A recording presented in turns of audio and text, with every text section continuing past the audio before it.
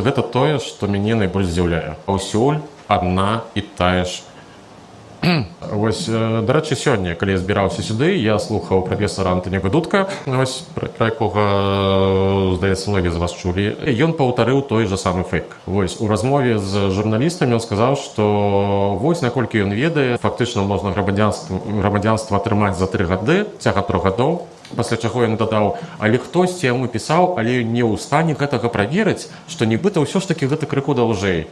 Прабачце, якая праблема прачытаць закон, дзе гэта ўсё проста ў 3 пунктах напісана. Там 50 словаў, ну добра, 100.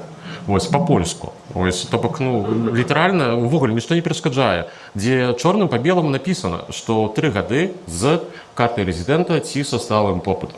Так, то бок, разам гэта 8 гадоў толькі на паперы. Але мы ўсе з вамі ведаем, як працуюць ужанды. Так, то бок, гэта, ну, 10 гадоў дакладна. Вось, я атрымаў праз 12.